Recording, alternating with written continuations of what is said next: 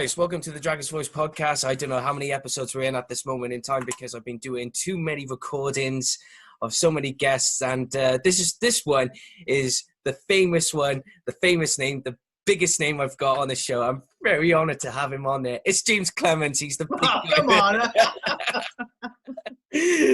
Of all your esteemed guests, what's going on? Oh, you know what? The thing about this podcast is that I want to get a lot of football fans on the show. But it seems ironic because most of the guests that come on the show, obviously they've been all footballers or ex-footballers or anything like that.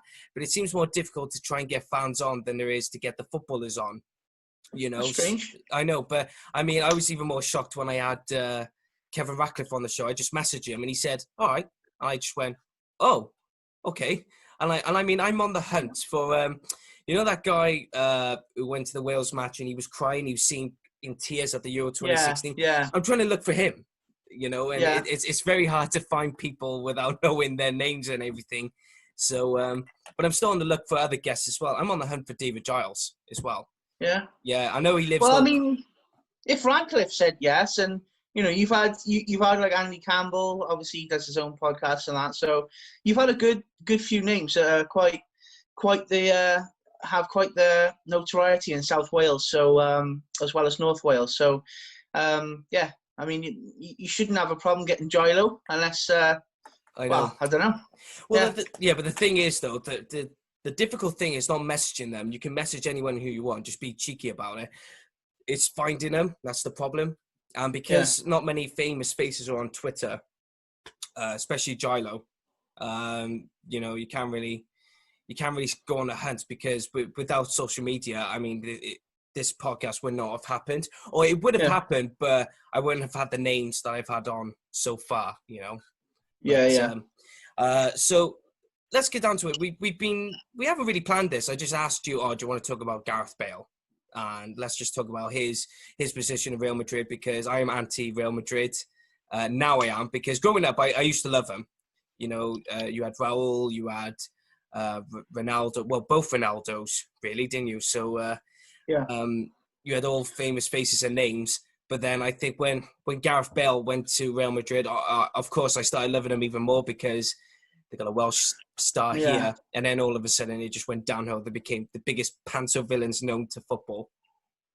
Yeah, I've noticed with Real Madrid, it's, I don't know, you know where I stand, and a lot of our local fans and even the players know where I stand with you know, supporting local and things like that. But they're like the epitome of what gets thrown around as plastic. You know, they like you said. I mean, it's great to watch when you're a kid, and it's so easy to follow them because who wouldn't follow a team that, you know, has Ronaldo, Benzema, Bale in, or back in the day, Figo, Zidane, Beckham, you know, crikey, you know, Roberto Carlos. I could just go on all day. But in regards to, you know, it's just like a Liverpool, isn't it, or a Manchester United 10 years ago or something, you know. But yeah, I mean, at the same time though, you know, if you put your thinking cap on, you're not going to turn down Real Madrid if you're a player. How do you think Real Madrid have treated Bale? I mean, weighing everything up. Disgrace. That's a disgrace. I'm not being funny though. The whole dilemma.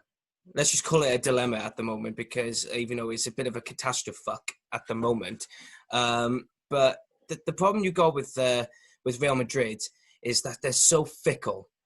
The club. I mean, I don't even want to call them a club. They're not even a club no more. And the fan base is just, it's one of the reasons why I never want to go to Madrid in general. I'd rather go to, you know, Barcelona or, you know, places, you know, other clubs, you know, like Espanyol or Atletico Bilbao or, although, I mean, you got one of the tops on now, but but I mean, the whole factor of if Real Madrid don't like this sort of player, if Zidane doesn't like this particular player, then just get rid of him. Just try and sell him, get him on a free, or just say, look, we'll send you on a loan deal or anything like that. But I think Real Madrid have shot themselves in the foot by becoming Wales' most number one hated team in in the country, barred by England probably. I don't know. I don't think Real Madrid are that bothered about being hated in what they would probably see as an insignificant community, country, whatever, as Wales. You know, they've got bigger fish to fry. But like where my gripe lands is if it's causing so much hassle for, you know, in the media are stirring all this up, and then you've got Gareth Bale sitting on the sidelines doing all this jazz and putting a sleeping mask on and all that. Like, wouldn't you just get rid of the rock? Oh, your audio's gone. Your audio went at the moment. My audio's gone. Hold on, let me get that back. No, it's gone. It's back now, but it went then. What did you say then? Sorry, the other half tried ringing me. It's basically with the media stirring it up into such a frenzy and making mountains out of molehills, and you know that can't look good for either party. You'd think for the sake of Real Madrid or Bale, you just want a clean break, but it seems like Bale's just happy. Like this is. Sorry. This is where I'm sort of disappointed in Bale. He's happy to sort of Champions Leagues. I know he's won La Liga, etc., but he's sort of happy to let his career stagnate now for the sake of picking up a wage. And I mean, you know, it's easy for us to say, because I suppose if I was getting 350k after tax, sitting here right now, that sounds brilliant for sitting on a bench. But you know, he's got a good couple of years in him still. He's only 31. I think that he could really contribute towards a team effectively before he starts the twilight of his career. But you know, I don't know. There's faults on both parts, to be honest. But what's your thoughts? Well, the problem I got with the whole scenario is that, yes, Gareth Bale is letting himself down in so many ways, because, you know, he's doing all these, I don't complain about it, you know, let's have fun about it, that he's not going to get played, so let's have fun on sitting on the bench and just doing this telescopic gestures and sleeping masks and everything, you know, anything humorous, you know, because he gets it. He's part of he's in with the joke, you know. He knows he's not going to get played. He's getting this X amount of money. He's loving his golf. And I think the only time he'll ever put so-called effort into his football is that he's going to get called up for Wales, and he's going to put the effort in. But here's where the problem goes. If he's for the next 2 years going to be sitting on the bench, getting X amount of money, he's letting himself down. And he's, like I said, he's 31. By the time he finishes his contract with Real Madrid, he'll be 33 years old, and with Ryan Giggs, who is now looking into the youth of the Wales squad, you know, is he going to still keep a hold of Gareth Bale, who hasn't played club football in the last, 2 to 3 years, or maybe if not more, by the time his contract is finished? This is why, as well, that a lot of people are questioning on where would he go if he decided just to get up and leave. A lot of people are pointing out Man United, Tottenham, Cardiff City are on there, but I heavily doubt that Cardiff will ever afford his wages. I mean, the only way Cardiff will ever get him is that if he's got 1 year left of his playing career and he just says, I'll take a big, massive pay cut and just finish there. But I digress. It's just so difficult. And I personally blame the agent as well. You know, the agent has got so much to do with it. He's speaking on behalf of Gareth, and he's happy there. He's happy. He's like, no, he's not. I know he's not. I mean, how can you be happy? I mean, even all right, I know you said that you'd be happy to sit down and get X amount of money, but sometimes it just goes to show that money's not going to be about everything. That's where I think that wall, that facade where money in football is everything. And if you break through that, it's not all about that money and everything. So I think that Bale is. I think he's in real danger in the next year or two of being remembered for being Wales's best ever, most accomplished, arguably, footballer. Instead of being known for that, he's in danger of being known for like that shithouse Yeah. who took the piss because Real Madrid did treat him slightly unfairly. And he rode the wave 350k a week all the way until the cows came home, sort of thing. So, because that's all people are talking about, now with him, and that's what's getting a lot of social media attention. He's I'm gonna want to tell you what. But he scores a boomer in the Champions League, and that gets talked about for 1 or 2 days. But when he starts taking the mick on the bench, and it's well known that there's some sort of situation going on there, that I think there's a danger that that's what he's really going to be remembered for at the end of his career if it carries on. Certainly till the end of the contract. But I'd like to see him get maybe slightly less wages, but you're still on a king's ransom if you come back and play for Tottenham or whoever, Man U, whatever, But even if it's not that, even if you want to go to I don't know, Juventus, or if you were to go to Atletico Madrid or whatever, or Bundesliga, the options are plentiful, really. Yeah, I think the best option for Bale is Juventus. And that's me personally. I mean, if you look at it now, Aaron Ramsey has just won Serie A with Juventus, and this would be his first and only season probably with Juventus, and he may go to Chelsea. And Aaron Ramsey has assured everyone that in his last final 2 years of his career, that he feels is going to be his last 2 years of his career, he's going to go back to Cardiff, take a big pay cut, and just be happily retired where he started off, which is why I love Aaron Ramsey, but he's also a solid, good midfielder. But going back onto Bale, I think if Juventus came knocking on Gareth Bale's door, I know for a fact, the likes of me and you or everyone in Wales would be telling Bale, take it. Because Juventus, with Welsh players, has been phenomenal. Okay, 2 out of 3 of them have won Series A. I mean, I know Ian Rush has only been there for 1 season, and he didn't even pick up a trophy or whatever. But Juventus remembers John Charles, and they will remember Aaron Ramsey for coming in and winning a trophy or 2 with the club. And they love Welsh footballers, And imagine having someone like Bale just to come in and just be like, whoa, we got another Welsh player. He's a star. He's going to bring in a lot of effort. I mean, I'd have that. I mean, yeah, I would, but it's just that's a logical move. Oh yeah, it is. But let's talk about the possibilities then of what other clubs they may go to before we go on to the very beginning of how we started with Real Madrid. With you, how would you say he did get up and leave, right? What is your predictions on how his career would go if he were to have left Real Madrid? What would you like for him to go? Again, this is feeding into that the last thing I said of him being in real danger of being remembered for something else other than his footballing ability. But judging by the way he's been acting lately, I wouldn't be surprised to see him go to China or something, just to pick up a big wage. I mean, he would be playing, albeit in far less of a good standard of football. I think he would gravitate towards a higher paycheck, if I'm honest. I mean, he's got 3 kids, he's got a young family. And at the end of the day, if we're being realistic, he has won 4 Champions Leagues. He doesn't exactly need to say, listen, I need to come back and win a Prem.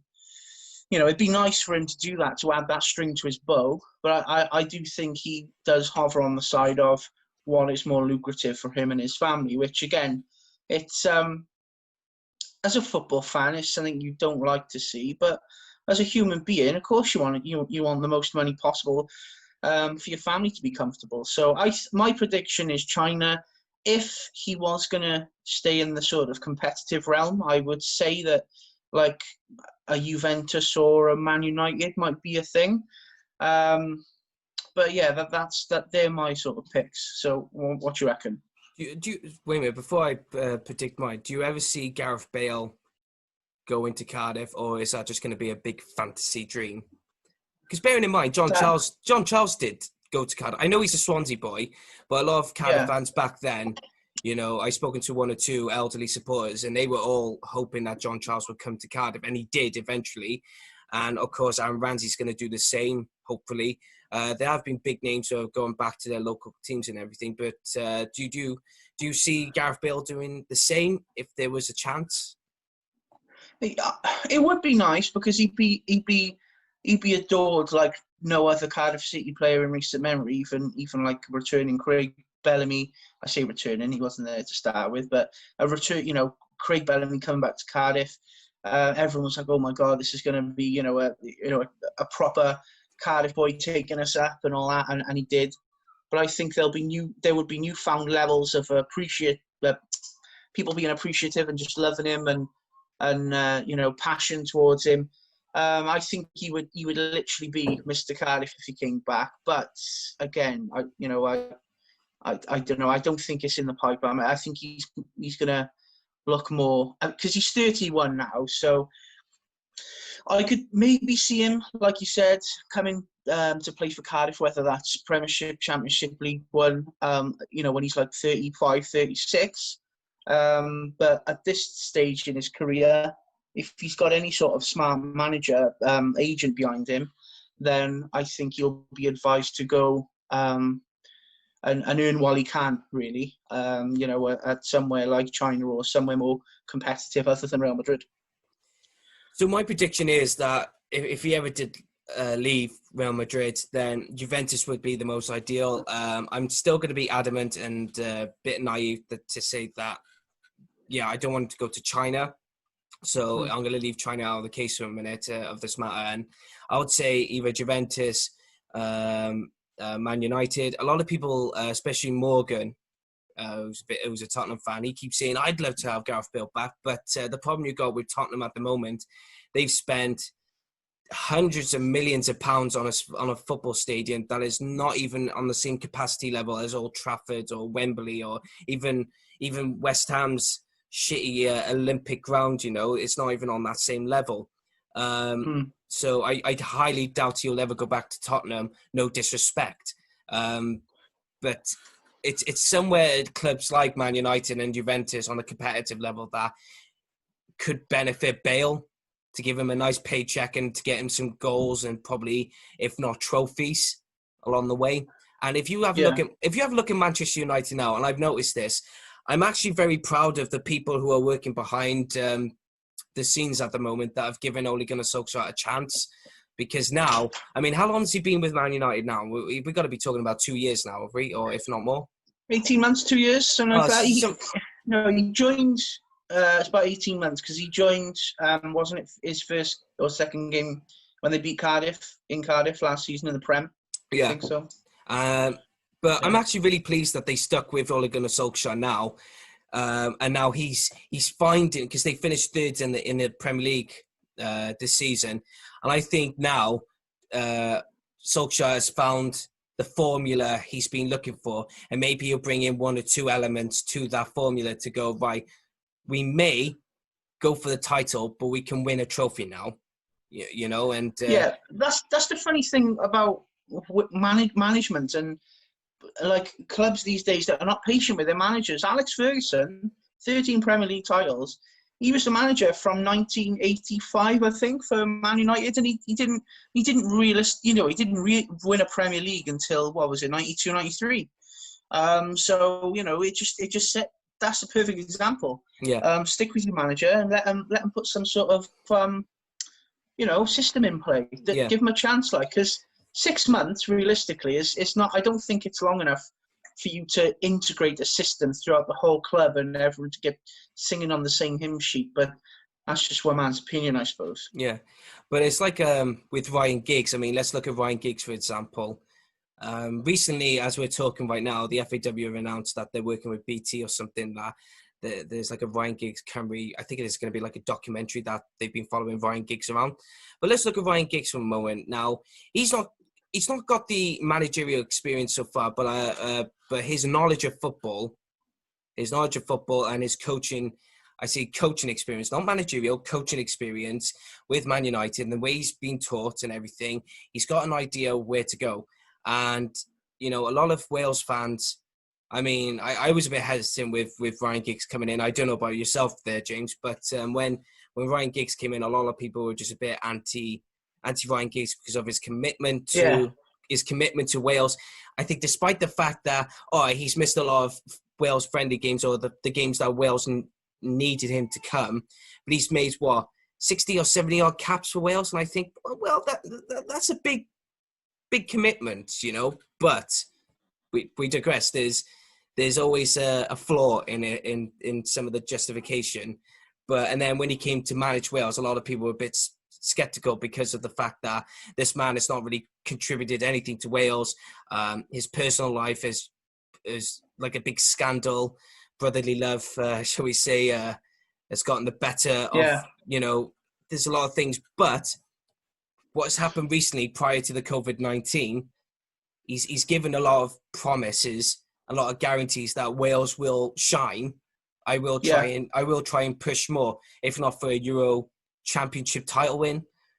I'm not going to guarantee a World Cup because that is when we're a small fish in a big pond, considering the population of Wales and the team we've got. I mean, but if you look at that, and you look at the way Ryan Giggs is bringing it, there's a lot of potential. And the same with Gareth Bale.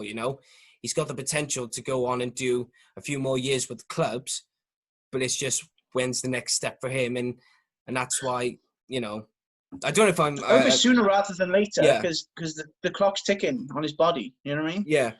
Have you seen? Have you seen the guy's legs? Jesus Christ! It's like, I'm thinking, Jesus Christ! I mean, my arms are. I think they're the same size as my arms. But I know what you mean. That's there's questions there with his professionalism as well, because there's a couple of incidents that have sort of tied in to this whole situation with him in Madrid. A few notable ones, if I'm going to bullet point, are things like he hasn't really learned Spanish in depth, so he can't really converse with teammates, peers, sponsors, etc., etc. Obviously, it's a hard time there. He did an interview when he first started in Spanish, but I think that was massively rehearsed. He doesn't seem, even now after 7 years, to be able to talk on the fly when someone talks to him in Spanish, which, to the Spanish person might seem like he's being rude when he doesn't respond or anything. So that poses all sorts of problems. The other issue seems to be that, which is not his fault. It's not anyone's fault. But he's teetotal. So a lot of these parties that he's been invited to, with that teetotal thing and the non-Spanish speaking thing, he's saying he's going to go home at 9 p.m. I think there was another player as well in the camp that goes home early or something. It might be Tony Cruz or maybe one of the Central Europeans anyway.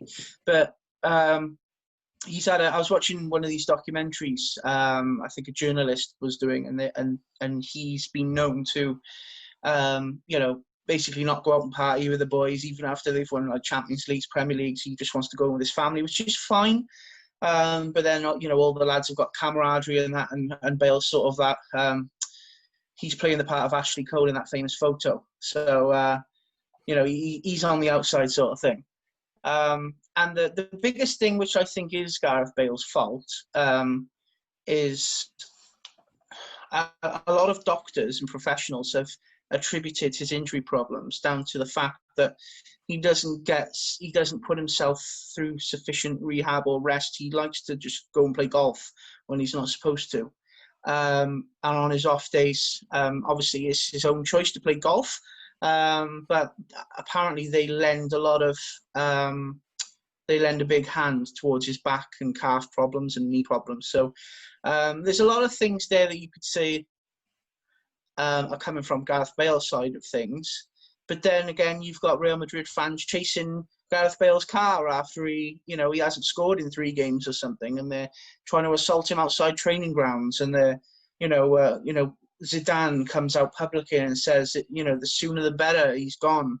And then he wants him back, and then it's like, Jesus Christ, what's going on? Yeah, there must be something much deeper there. I don't know, but I'm just trying to piece it all together, man. See, this is why, I don't want to mention a lot of conspiracy theories, because I completely hate conspiracy theories, because it's like in today's time, conspiracy theories are used as facts rather than the actual fact itself. And that's why I completely despise conspiracy theorists now. But in terms of football, I don't mind them because it's not as effective as some of them are today, you know, and it's like a lot of conspiracy theories say that it's just a working, you know, just to get some money out of it, you know.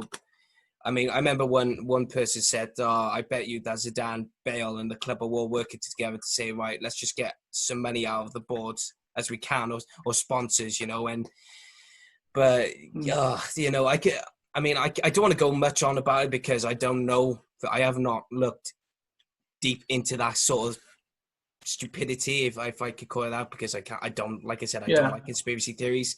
But with Bale, I mean, it's time to think now, right? What's the best thing for me now is I need to save, because here's the thing. Sorry, before I go on to it, but here's the thing about footballers, right? What do many footballers do when they stop playing? They either become a manager, coach, or they work as a teacher in some aspects of teaching youngsters to be footballers, or a pundit, or a journalist, or anything like that. In Bale's perspective, you know, what will he do after that? But will people take him seriously? Because, like you said, he's faffing around in the stands, and you know, it's so much that he can do. And I'm just there thinking, oh, come on, you know, just sort it out, for God's sake. He's been there. He's been at Real Madrid longer now than he was at Tottenham. So throughout his whole career, I think Real Madrid has actually been his main sort of club. We'll put it this way, which is weird considering he hasn't learned Spanish or anything like that. We'll put it this way. He's been there since 2013, and he's got three years to go before he's been there for 10. And but let's look at the comparisons. Let's compare Bale to Ramsey, right? Bale comes in. He's only learned a bit of Spanish. Like you said, he's done a rehearsed interview. It's not put the effort in, or he has put the effort in, but it's become a point where it hasn't sunk in. Fans hate him, etc. Then you look at Aaron Ramsey. Aaron Ramsey comes to Juventus, and he full right admits that he's learning Italian for the fans, and he says, "But please forgive me that I do make mistakes." But the Juventus fans, because he's Welsh, and when you think of Juventus fans, they think Welsh, John Charles. Oh, we love John Charles. Oh, we'll give him a go, you know. So, and because of the effort he puts in, the fans love him. But but a lot of rumors or conspiracies going around that Ramsey is not being used as often because of either the manager or because of XYZ. But it's just the fact of, you know, these comparisons is who's taking it more seriously, who's putting the effort in more, or, you know, but I don't know. It's a very hard one to talk about, especially, you know, even when before I sent you the link to this podcast, and it's very, you know, how do we do this, and how do we address this by trying to cover all bits and pieces, you know? Yeah, the problem is with Real Madrid players as a whole is they do earn their money in terms of the Real Madrid fan base is a unique one. I don't think there's any other fan base like it in the world, where they're very pardon my choice of, I haven't got a better word for it, but fickle, expectant. They literally expect the Champions League every season. You know, you've had coaches win La Liga but be sacked because they didn't win Champions League, and it's like, Jesus, what world are we living in? You know, like the Champions League. You know, it's unprecedented for a coach to win it pretty much every year. Zidane's given it a good crack, to be fair, you know, and that's testament to him. But with the fan base, just going back to that, if you're a player like Bale and you don't score for, like, you know, 3 games or something, then you got the newspapers on your ass, and you got the they're chanting at you when you're warming up, and they give you all this shtick, like, you know, and there's no there's no leeway. I think they must see the players as just machines or cogs in the mechanism. Yeah. They don't really see them as humans. There's no sort of there's no sort of brotherhood element that you have. Like for example, we support Barry Town, and we always like to give the players a fist bump or a high five or give them a hug or whatever, and the players always show their gratitude. But with Real Madrid, it's sort of like, okay, they'll go over and show their gratitude to the fans, but if they've drawn 1-1 to Levante at home, then them fans are going to be cussing and spitting at them and all this jazz, and it's just like, yeah, do you really... I think Aaron Ramsey doesn't have a fan base. He's not playing under a fan base like that, even though Juventus fans are very expectant. They've just won their 9th Scudetto. But I don't think that it hasn't been shown for them to be as sort of toxic, that's a loud word, as Real Madrid fans. Well, with Juventus, I mean, the Juventus fans have been through a lot. They have been through a lot ever since in the late 80s, which, it all has something to do with Liverpool, but we won't go into that. I mean, ever since the 80s and onwards, I mean, they've had the disaster, then they had... they had that scandal, didn't they, where there was match-fixing scandals between 5 Italian clubs which featured Juventus, and it involved Juventus going down. But a lot of players stuck by the club because they knew that wasn't our doing. That was individuals' faults that were out of their hands, Yeah. But the Juventus fans. They've been through, like I said, they've been through a lot, and they stood by the club and they said, look, we're not going to be toxic because we've been through a lot of shtick, and we just they enjoy their football and they love their football, I mean, some of the players that they come through, they come and go, but my God, the Juventus they're the kind of big club where they stand on the likes of Bayern Munich, Real Madrid, Barcelona, Man United, where they got themselves a proper owner who in the family, they run Fiat manufacturers and everything, but it's a proper big community togetherness. But Real Madrid don't have that. They just have like a president who they elect every so often. They got a fan base who just throw their toys out of the pram if they lose to Espanyol 1-0 or something like that.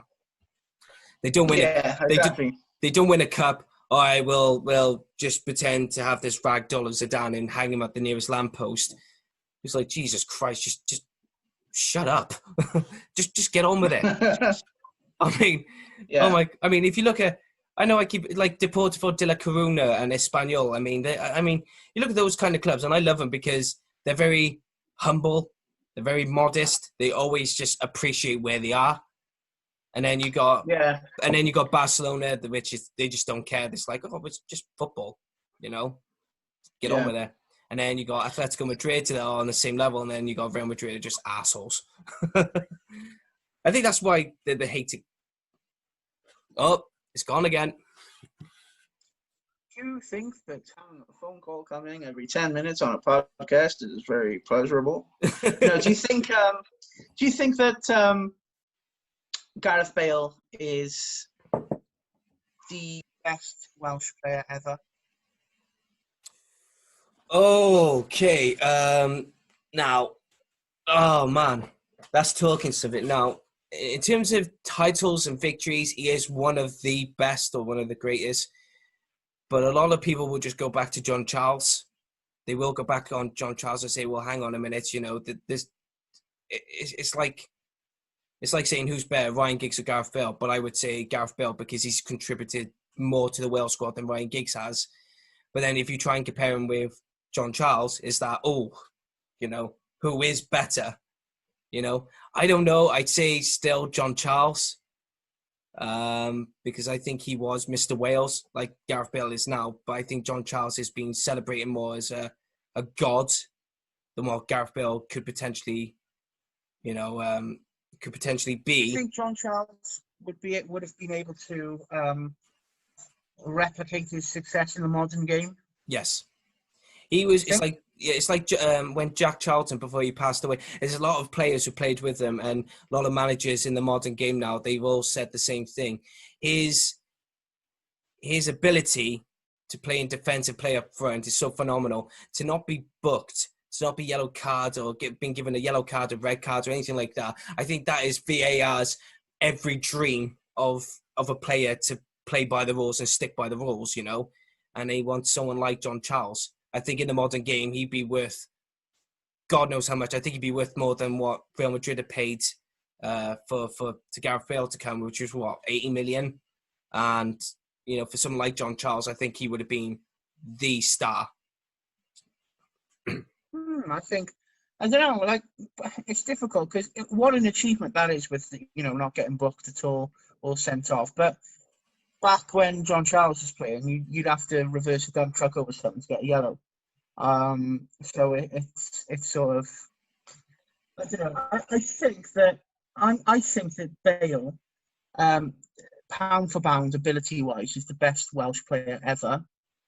I think that in the future he will be surpassed as the game develops and physicalities develop, and you know, could play compared to even 20 years ago is so different, and it's so much faster, and it's so much you know, the sort of the pitches that they have, the ball fizzes across, you know, and it's, you know, all these technological advances, and you've got all these sports scientists working with people. I think there will be someone than Gareth Bale, but I think Gareth Bale has, I mean, I think he is the best Welsh player ever in terms of ability. But then if you did dump a young 16-year-old John Charles into the 2020 world and the system and the technology and everything, then who knows what sort of leaps and bounds he would have accomplished. So that's a what if, I suppose, for another day. But yeah. Well, I can ask, you know, because this is pre-recorded and everything, I could ask the grandson of John Charles, Jake Charles, these questions. You know, what would he have done? But you never know. You never ever know. Yeah. Yeah, he's still playing, isn't he? Jake Charles, yeah. He's only young, is he? He's same age as me. He's 24. So, yeah. But he's playing in non-league football, still a professional. However, you know, like you said, he's only 24. I mean, Jake Vardy, when he broke into the Leicester City squad, what was he, 24, 25? Still got a lot of time on it. And the way... I think he was older than that. No, he was... I'd say the maximum he... He's 33 now. He won the Prem when he was like, what, 28, 29? Yeah, but I think the oldest I could say was probably 25, but I'm sure he was 23, 24 when he went to Leicester. Could be wrong, but you know, I still love that Jamie Vardy goal where against Sheffield United where he scored and then he just done like that to the Sheffield United. But you know, with Jake Charles, he's still got a lot of time in his hands, you know, and I hope to one day see him in the League Two, League One, you know, breaking out. I'd like to see him in the Wales squad, you know, because, I mean, if you look at it, John Charles, he was in the Wales squad. Mel Charles, his brother, was in the Wales squad. Who's the other one? Jeremy Charles. Jeremy Charles was in the Wales squad, and it's like I never knew that. Yeah, he was in the Wales squad. He's a Jack. He's been there for nearly 300 games. Anyway, moving on. Hey, this is a Welsh football podcast, okay? So let's all keep the bias situations out of it. I mean, yeah.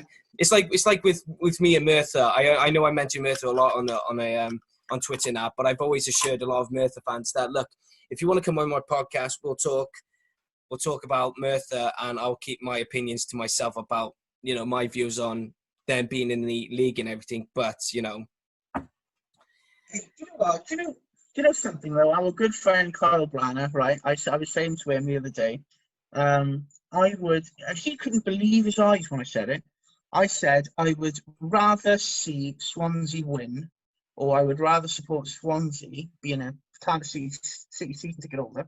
I said I would rather see Swansea win than an English team win. And he's, you know, obviously that's my sort of Welsh my Welsh patriotism coming out.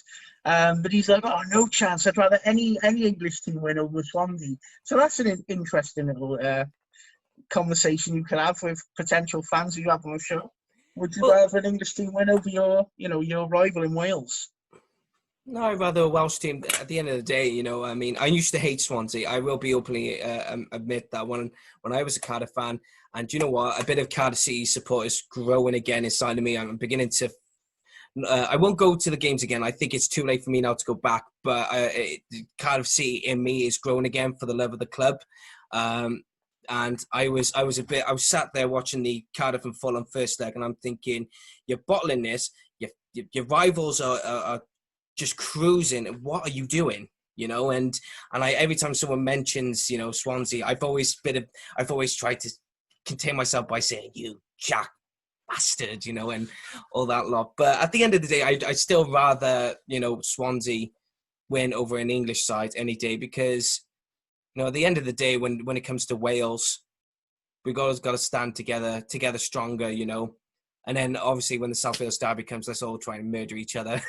But Yeah.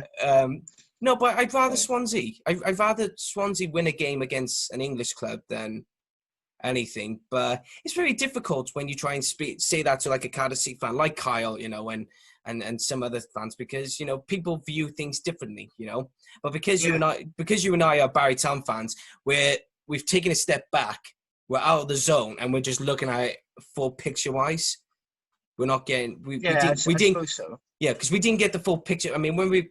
I mean, I know you still support Cardiff, but when I started supporting Barry full time, when I like it when I say a full time supporter of Barry Town, when I was going from Cardiff to Barry, I began to see the full picture, and I was a bit and I started to realise I get the rivalry, but at the same time, I'd rather a Welsh club any day of the week to find success, But it's all down to opinions. It's all down to perspective, points of view, and I wish Swansea all the very best, And there's similar. I mean, I give Swansea full credit for how they treat their young Welsh talent. I mean, if you look at most of them, they're breaking into the Welsh squad, whereas Cardiff City, they find this. Why are Cardiff doing this? Right, no, right. I know this is. Oh, right. In its title, it is going to be, it's going to be called Gareth Bale, then the South Wales derby, but let's just get down to it, right? I'm saying this now. I don't care. It's like a lot of Cardiff fans are trying to outsmart me, but don't insult my intelligence. Cardiff City have got one of the worst. I'm not saying scouting, just the worst capabilities of trying to keep young, talented stars in the squad. I'm looking. I mean, excuse me if I can't pronounce his name right. Rabbi Matondo. He goes on. He was in the Cardiff squad in the youth squad. Then they said, "Oh, you're no good now." Then he goes to Man City, and then not full first team, but he goes to Man City in the youth development. Then all of a sudden, Schalke are like, "We like him. We'll have him." Now he's playing in the Bundesliga. I mean, and then if you look, and then a lot of people saying, yeah, but we had Joe Ledley, we had Aaron Ramsey. All right, then. Well, Joe Ledley started in the Cardiff team. Well, now retiring. Yeah, but they're now retiring. We got to look more. It's like, yeah, back then I could have given you the big thumbs up saying, yeah, they had Chris Gunter, they had Aaron Ramsey, they had Joe Ledley, Robert Earnshaw. They had all these star players. But now it's just throwing them away like it's nothing. And that really cheeses me off, because Cardiff have got a quality academy. They do got a quality academy. Some of the talents they bring are phenomenal, and yet they're just throwing them out left, right, and centre. And now Cameron Cox has been the last decent player that they produced first team was Darcy Blake, and that was 2009. Like. This was like, it's been a decade since we've churned out any decent player from the youth system. You could argue Joe Ralls, but Joe Ralls, I think, was signed from somewhere. Farnborough. What's that? I think it was called Farnborough, Scarborough. Well, he was signed and put into our youth team. He wasn't exactly a product of the whole system, a local lad. But it's a real shame to see. I see every couple of months Cardiff have released a handful of youngsters, and didn't they release Sean Spence? Yeah. He's got potential. Do you know what I mean? Like, they could have at least loaned him out to maybe a Vanarama national team or something, and just see where he is with the situation. Just, Do you know what? I don't know why they're so sparing towards their youth talent. They just, Yeah. But do you know what? Do you know when people... I had this argument on Twitter not long, actually, when George Ratcliffe and Sean Spence came to Barry, and a lot of people, it's like a lot of Cardiff City supporters are looking down on the league saying, oh no, that's just a one step back. It's not 2 steps forwards, I'm thinking, well, they need game time. And it's just as competitive as any other league in the English league. And I wanted to ask you, do you think that's a reasonable comment, or do you think that's an unfair comment to say about, with Welsh League teams trying to get young stars from Cardiff and Swansea to get them game time and that? I don't know. I just think that Welsh football is really going to suffer because it's now more than ever where we're getting in players. Nothing against this, but there's a distinct lack of Welsh players, whereas we've had more and more over the years English-born Welsh players. I'd like to see. It doesn't matter where they were born and all that jazz. I'm not saying that. I'd like to see players that are from Swansea, Cardiff, Newport come through Swansea, Cardiff, Newport systems, and flourish that way, because it helps the local club, the local area, and then if we're lucky, it helps the national side of things as well. But yeah, I suppose that's my sort of mission statement on the whole thing. Well, I'll ask you this question now, and it's still, I won't mention the names because I don't want to be, it's controversial, but I don't want to add more fuel to the fire. But a person... Yes, you do. Hold on, let me do this on my thing. What's that? Oh, yeah. Okay. All right. Certain someone that we know suggested that if we won the Welsh Cup, it'd be great to have qualification to the FA Cup, right? Do you see where I'm coming from with this? Yeah. And apparently that would bring good revenue to the club, and an away trip to Bath or some team like that in the FA Cup would be a good away trip for some to attract football. Do you agree or do you not agree? Where do you stand with that? How much revenue has it brought Merthyr being in the FA Cup? Sorry? How much revenue has it brought Merthyr Tydfil being in the FA Cup? I don't know. I mean, the prize money in the FA Cup is not really that big. I mean, the only way to make them money is if they played 6 or 7 rounds to get to the second or third round of the cup. But what round are they proposing Cardiff Barry go into if they win the Welsh Cup? Preliminary or qualifying rounds. Really, I don't know. If there's no money in the FA Cup, and realistically, until you get to first round proper, third round proper. But yeah, I don't know. I don't think so. I think the Welsh Cup, it devalues the Welsh Cup massively if the Welsh Cup is used as a qualification into an English Cup. Yeah. You know what I mean? And I'd much rather prefer a week holiday in Faroe Islands, Gibraltar, or Andorra instead of a coach trip to Bath. I mean, for a day. I mean, come on. Yeah. But I mean, I get where this person's coming from. I get where he's coming from. But the problem is, like you said, it devalues the cup. And we can't... It just seems to me, no disrespect to Cardiff, Swansea, Newport, Wrexham, Merthyr as well, but a lot of Welsh clubs can't rely on English League formats. They can't rely on English League or English Cup competition all the time, because it's like the problem with the gates now, where a lot of fans from the Welsh Premier League, they're not attracting, and a lot of people are saying, "Oh, I got an idea. Why don't we just try and use that to qualify for the English Cups and get more people in?" It's like, well, that wouldn't work. You're just basically saying that's nothing. It's all this. It's like, well, how do we stand on our own 2 feet? But there's a lot of problems. You get that issue, but then you got the issue now with STM Sports now, who have to fold because they couldn't get the the fundings that they have. Not that they had financial problems within the club itself, but the problem you had was that STM Sport sent, a request for help from the FAW in terms of getting a proper ground, facilities and everything, a grant or something. They said, yeah, no problem. Then they didn't get it. They were devalued. They got sent down to not even the Cymru South. I think they got relegated down in the Tier 3 section. And then they said, it's not worth it, Yeah, massive shame. I loved STM Sports as well. But yeah, I did put a tweet out about it, about the FAW just not being forthcoming and not being honest, and where have we seen that before, So it's just what can you do? What can two guys on a podcast do in terms of the FAW being dinosaurs. I didn't want to say anything because it might reflect badly on our club.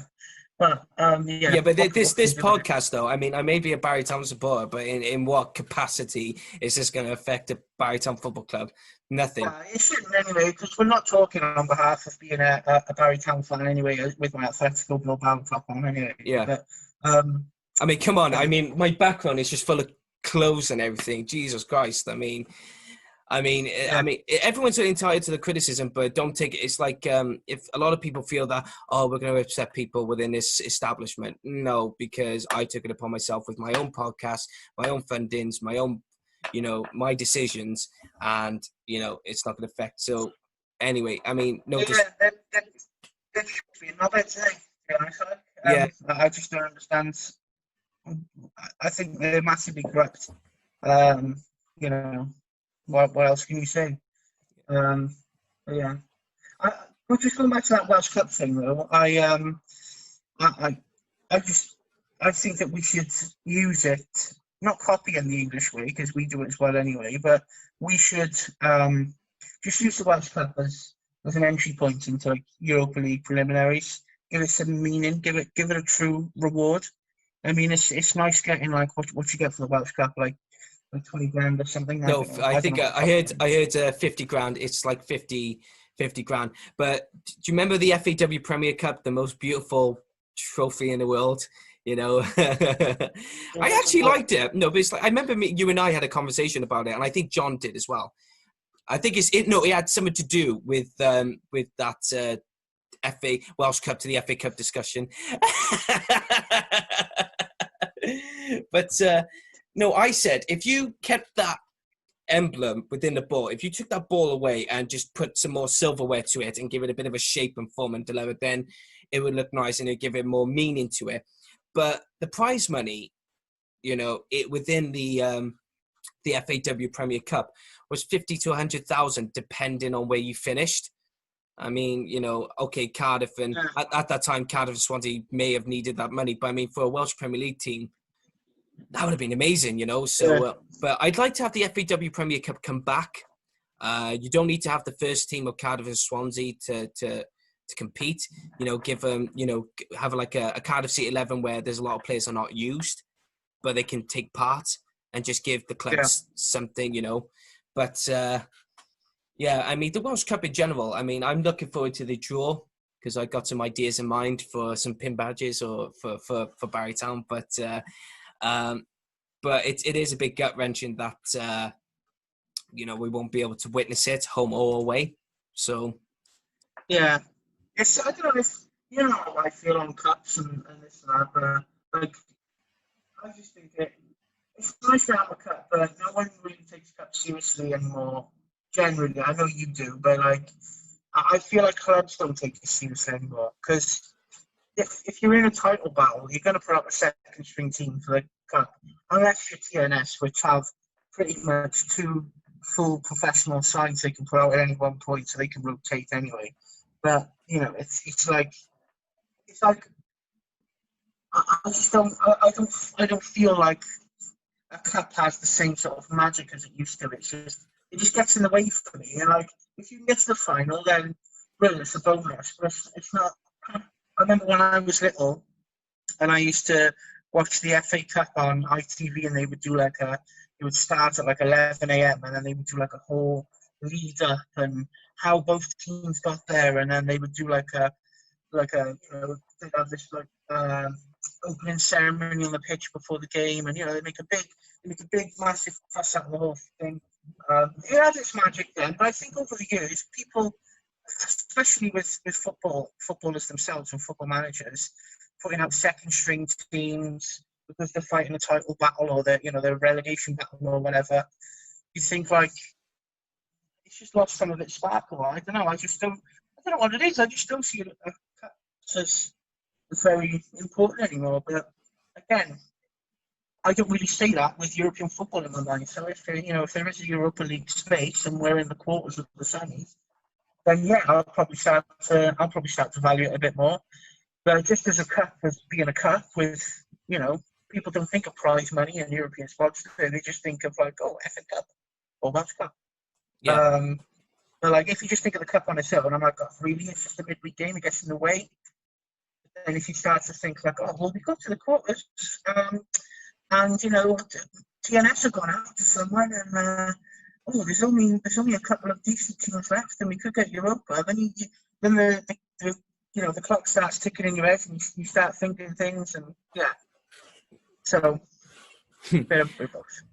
Well, we're gonna have to leave it there for that, James. And I'm glad that we came on and talked about Gareth Bale, talked about the situations going on in Welsh football at the moment. So thank you so much for coming on the show again and talking about it. And we covered a lot. Support local. Yeah. Do it again. And you got to talk now because with Zoom, it's a bit like. Here we go. Support local. Does it come out backwards on your camera? Yeah, because you're not seeing it. Because I spoke, it comes on me. So you got to say something to show that picture. Support local. Support local. Support local. Support local. No, that'll work. That'll work on there. But James, thank you so much for coming on the Dragon's Voice podcast.